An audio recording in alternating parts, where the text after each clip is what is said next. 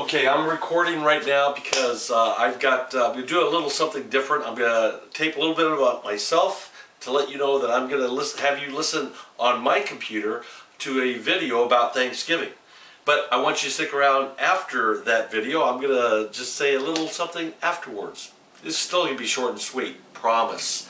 All right, stay tuned. Here, don't leave me now.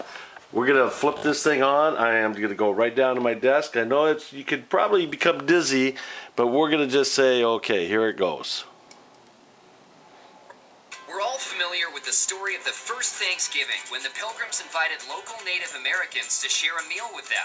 But we bet you didn't know Thanksgiving didn't become an annual tradition until more than 200 years later. That first Thanksgiving in 1621 wasn't just one big meal. It was a 3-day festival of eating, hunting, and other entertainments in honor of the... Go figure that you'd have to put up with this. First successful harvest. The Indians killed 5 deer as gifts for the colonists. So venison was definitely on the first Thanksgiving menu. But we bet you didn't know that turkey was not. They also didn't have pumpkin pie or potatoes, which hadn't been introduced to New England yet. And while they may have eaten cranberries, they would have been served plain, not in a sauce or relish. The Pilgrims didn't plan on starting a Thanksgiving tradition. In fact, they did repeat the November celebration in subsequent years. In 1789, President George Washington announced the first ever national Thanksgiving holiday, which took place on Thursday, November 26th.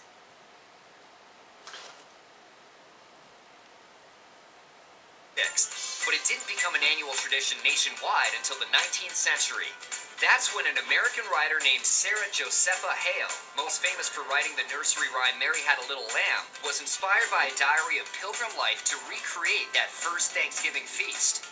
Beginning in 1827, Hale waged a nearly 30-year campaign to make Thanksgiving a national holiday. She also published recipes for pumpkin pie, turkey, and stuffing that probably didn't appear on the Pilgrims' plates, but would become the staples of modern Thanksgiving meals. In 1863, in the midst of the Civil War, President Abraham Lincoln announced that the nation would celebrate Thanksgiving every year on the final Thursday in November. But did you know, in 1939, President Franklin D. Roosevelt decided to move the holiday up a week to give Depression-era retailers more time to make money during the pre-Christmas shopping season. The move was widely criticized, and in 1941, FDR signed a bill fixing Thanksgiving on the 4th Thursday in November, where it stays today. One of the quirkiest Thanksgiving traditions began in 1989, when President George H.W. Bush granted the first official pardon to a turkey. Every November since then, the current Oval Office occupant has given a reprieve to 1 or 2 turkeys, sending them into retirement on a farm rather than to a dinner table. Though it only began in the late 20th century, the story has become one of the more unusual chapters in the long history of Thanksgiving traditions. Okay, so stay with me now because I just want to make sure that I silence that so it's not heard and you guys just hear from me. But anyway, I just want to give you a few tips that you can probably use at your Thanksgiving table and bring it up for conversation. But this Thanksgiving, we truly are just giving thanks for this nation and for what God has blessed us with this nation that we live in. It is still a very good place to be.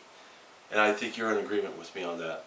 But brother, I just want to say, let's not ever forget that each and every day is a day of thanksgiving. A day of thanksgiving. That our Lord needs to be lifted and known by all of those who are around you. Not only tomorrow, but each and every day. Brother, let us put our light up high so that others can see it. Let's not put it under a bushel. Let's let people know about Jesus. And let's give thanks for the very simplest of things. And let's be loving, compassionate, tolerant, and patient with all of those that are around us. God bless you, brother. Enjoy your Thanksgiving, no matter who you're with. Remember, you always have the Lord. He is there with you. God bless you, brother. Shalom.